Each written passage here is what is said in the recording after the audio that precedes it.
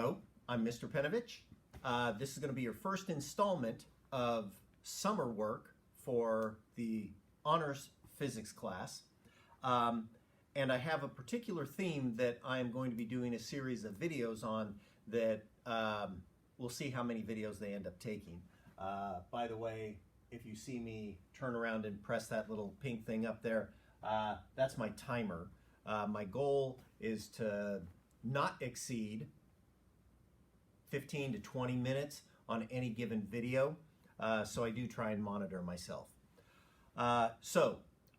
This topic that I'm going to try and cover here in the summer work, so we can cover more what most people would think of as physics type things during the course of the year, is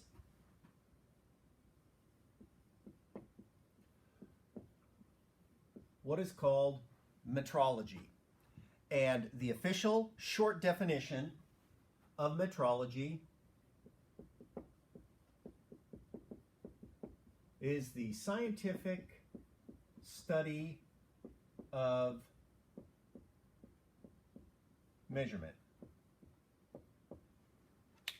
Now, during the course of this year, we'll discuss a variety of topics, but every time I know for myself as a student, when a teacher would discuss something, I usually had one overriding thing floating in the back of my head, and that is,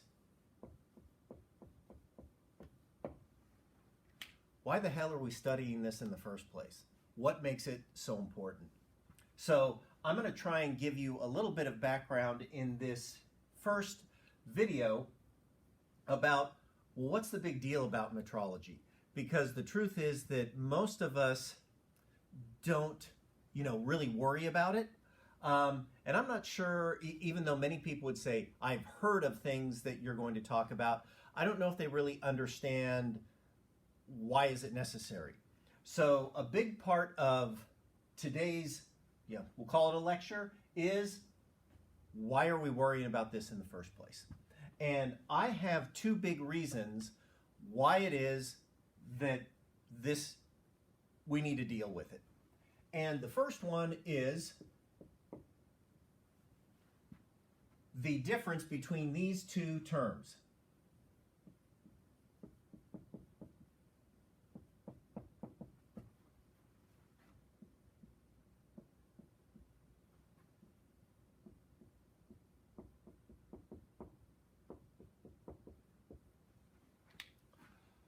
Qualitative versus quantitative. When you go to measure something, most of us have grown up in a world where we just kind of gravitate towards putting numbers on things. But there are areas where we don't use numbers, and we use verbiage or descriptive terms to try and indicate a concept of size. So for example, when it comes to qualitative things, something like emotion, for example, are you happy? Are you sad? There are terms you can use, but usually if somebody wants to try and nail down, well, if you're happy, how happy are you? They'll give you like a number scale. On a scale of 1 to 10, with 1 meaning this and 10 meaning that, describe where you are. So in terms of what's the biggest difference between these two, we would say with qualitative stuff,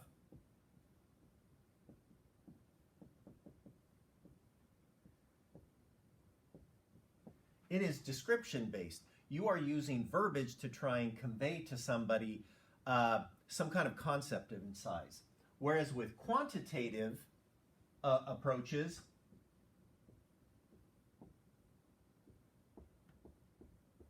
they are numbers based. You're going to put numbers on things, and those will reflect, size issues.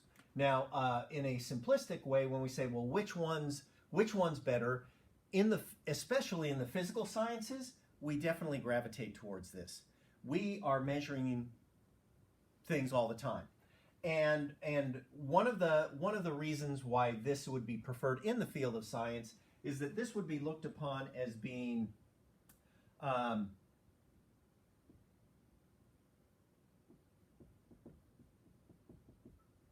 more objective. You know, when someone measures the length of something and they come up with a value, it is what it is. It's not like, well, what do you think about it? The value is determined by whatever your measuring device is. And if somebody were to take, if you did it correctly, if someone were to take that same measuring tool and go and measure the length of the thing you just measured, they would end up with the same value that you did. And on the qualitative side, we look upon this as being a little bit more subjective. You know, it's what you think about it, or what's your opinion, and that can vary from person to person. Now, they both types of approaches serve purposes. So it's not here to say like, boy, we should just always go to quantitative things, because the truth is, even when you try to quantize things, sometimes when it comes to interpreting them, that there is a possibility of some subjectivity coming in, and what do you think of the numbers? But here, in most of the things that we're going to do in this class this year, we're definitely favoring the quantitative approach here. So that is one reason we have to take our measuring stuff seriously, because we're going to put numbers on things. And so we have to end up deciding, how do we determine what numbers we put on things when we measure things like lengths and times? And some of the devices that we'll use, again, in today's world, people have grown up with them, so they just naturally go, oh, that makes total sense to me. But if you were to imagine going back, I'm going to say even 100 years, but if you were to go back 200 years, definitely many of the measurements and the tools and things we have in today's world, they didn't even exist. And so when it came to like, how long is something, you know, people did, hey, let me whip out my tape measure. They didn't have a tape measure. And this leads me on to, what's the second reason that we need to take our metrology seriously? And you guys are getting this in a form of real time here. And the second reason is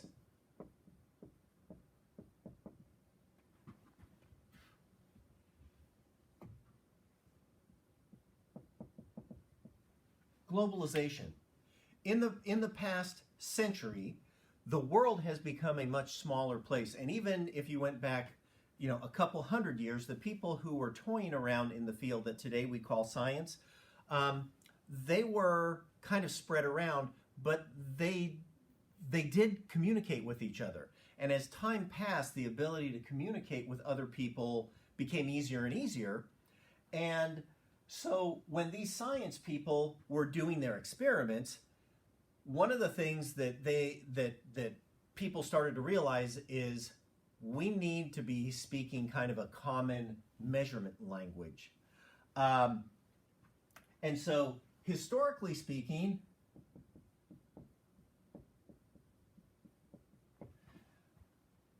you had various local systems,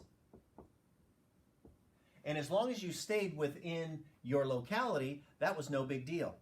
But when you went outside of your locality, then you had to interact with other people, and if they were using different systems, then somehow you had to be able to communicate. So when someone said, I measured 7, that 7 could mean different things depending on which locality you were in and which system you were using. And so in a way, this idea of having localized measuring systems, it's kind of like having a localized currency or a localized language. As soon as you stepped out of that locality, then you had to be able to communicate to other people so that they could accurately understand what you were referring to. Now remember, we are only talking about measuring things here. We are not talking about language. But there is a parallel there. So as a result of this, science needed to come up with a common system of measure so that we could all be on the same page as we did our science. Even though, we still have our different currencies, we have our different languages worldwide, the science community kind of came together and said, we need to all agree on one thing here. And so the focus of this idea about metrology, that's a little bit of a background on why did we have to do this in the first place. In the end, the big deal of our metrology led to the development of what today we would call the metric system. And some people will refer to it as the SI system. Now, this has evolved over time. I'm not sure if people really understand the history of the metric system, and we're gonna try and give you a little of that here so that you can understand where it all came from, because we are at a point where we could say, oh, I know some of the finished product, but it just didn't happen overnight, and there wasn't one person who just said, behold, here is the metric system. Go for it. Now, if someone were to ask you, why did we end up using the metric system? What's the big deal? Like, what's the big benefit? There is one comment that comes out.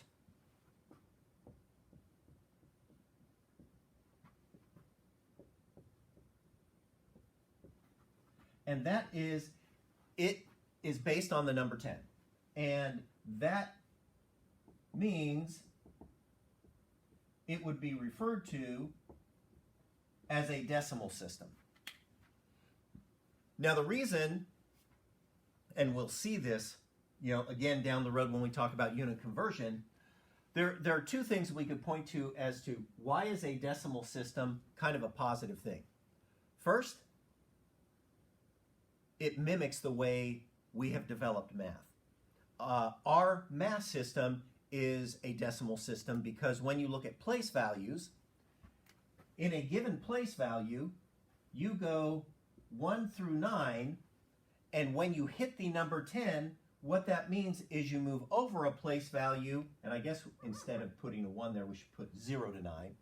And once you go to exceed this last digit, then you go over to the next place value, and then you put the placeholder of a 0 here. Now in the math world, there is a whole history about the introduction of the 0 that allowed all of this, but I'm going to say the decimal system is pretty worldwide now. If you may have been exposed to some non-decimal counting systems like the binary system. There's a hexadecimal system, and there are some old societies and cultures that didn't use the number 10 as the base of their counting system. So, if they looked at something that there was a 1-4 and we'd call it 14, that 1-4 would actually mean something very different.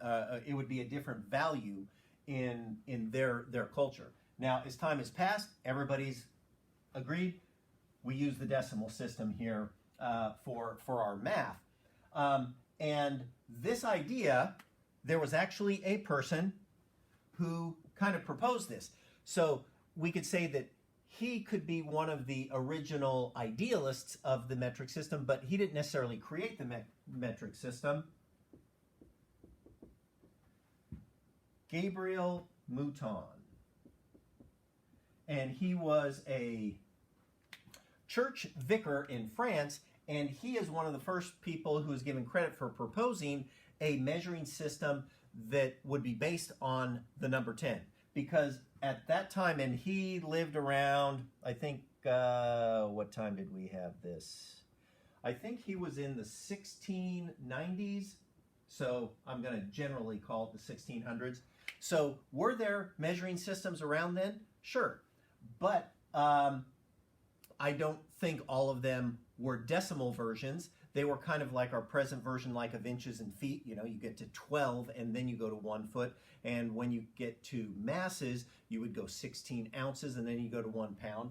So they were not based on the number 10. So he is one of the people who is first given credit for proposing we should develop a system that's based on the number 10 because it mimics the way we count. Now, this idea is what eventually led to the development of today what we would call the metric system. But the metric system as we know it has gone through some we'll call them big moments that we're going to discuss. So the first one would be in the year 1790, and in France with the French Revolution, this was a moment where a lot of people were saying, we're going to break things down and start fresh. And so measurement-based people said, this is our opportunity. Let's go ahead and start to establish this base 10 measuring system. Now, one thing, and I'm kind of jumping ahead into today's world. In today's world, in the metric system, there are 7 base measurements that all other measurements are built off of. And eventually we'll go through them. But if you go back to the 1790s, there were really only 2 types of measurements that they were concerned with.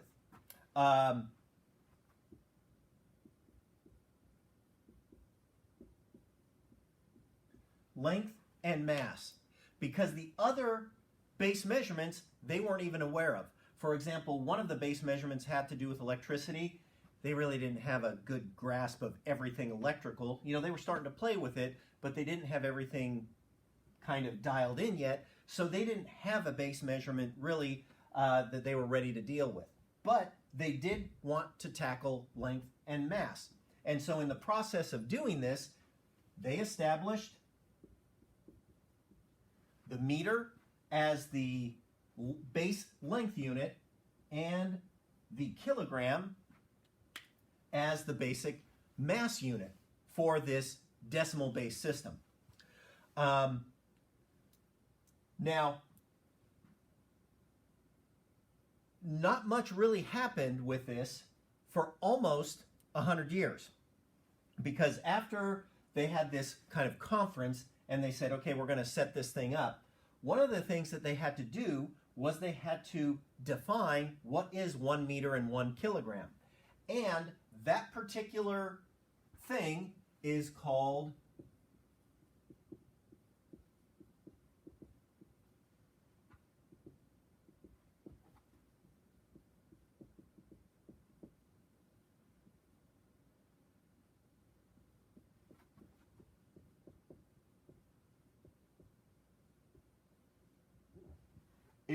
realization. Now, again, you got to imagine you're back in the 1790s. So when someone says, hey, what's the meter? They came up with a definition, and based on that definition, somebody made a thing and said, behold, the meter. And that's what became the meter. Now, here is the problem. They needed to make sure that whatever thing that they made, and the term that they use in the metrology field for this is they call it an artifact. They had to make an artifact that they felt was the representation of the meter, and then they could not mess with that at all. Because if it got dinged, if it got bent, that screwed up the base of their measurement. Now in today's world, things have evolved so we don't have to rely on an artifact anymore, and again, that's a topic for discussion down the road. But that was the main thing that they did back in 1790. Somebody came up with a thing, a definition, kind of a verbal definition, and then they went out and created a thing that represented that definition, and they said, this is the meter. And for the kilogram, they went and got a mass, and then they created that thing, you know, very precisely, and they said, here is the kilogram. And when someone needed to know with exactness how long something was or how massive something was, they always had to come back to these artifacts to figure out what 1 meter and 1 kilogram was, and then they could figure out how many kilograms and how many meters other things were.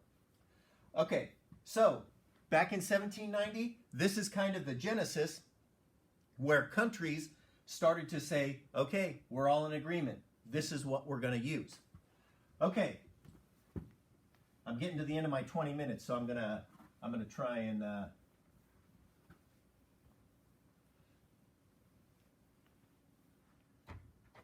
cover a few more highlights and call it a lecture.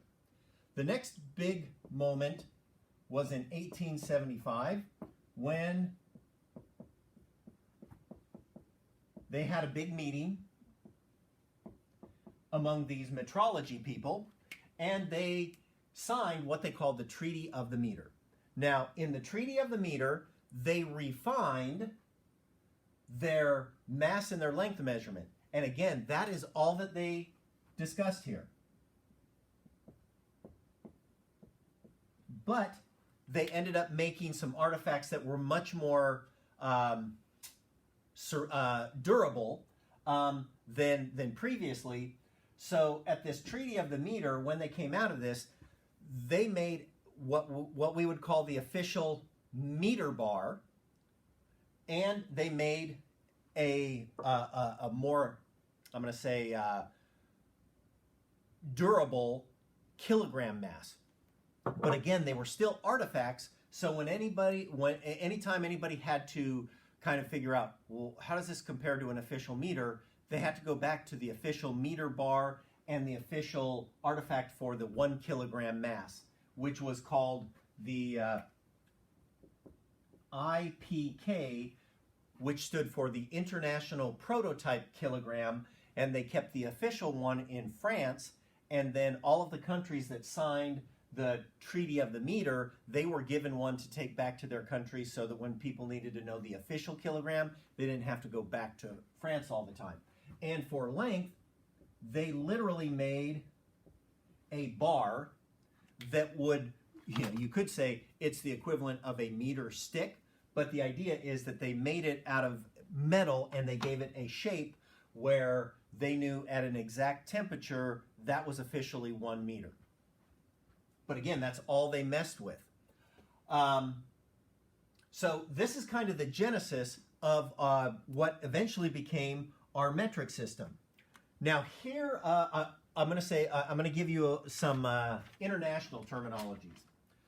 On the global scale, there is a governing body that's responsible for overseeing the metric system. And I'm going to give you the names here.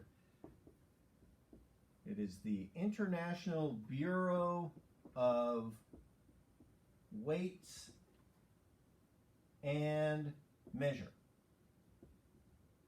This is the big body, and then underneath that is, oh, I take it back.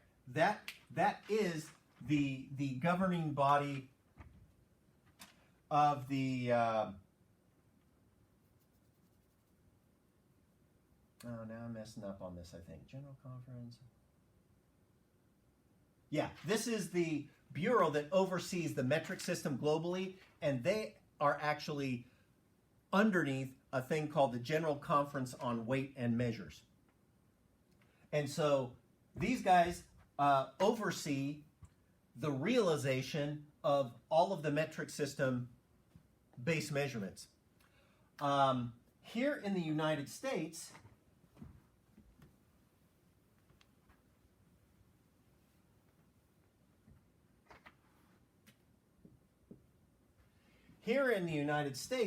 we have a governmental body that oversees the realization of units and monitors it for the United States, and it's called NIST, and this is the National Institute of Standards and Technology. And they exist back in Maryland, and they are the United States government agency that oversees all of our metrology, national metrology interests. And their website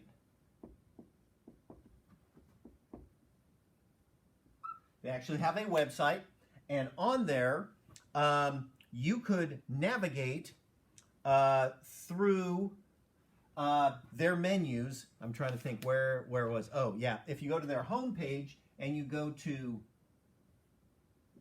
topics, and then you go to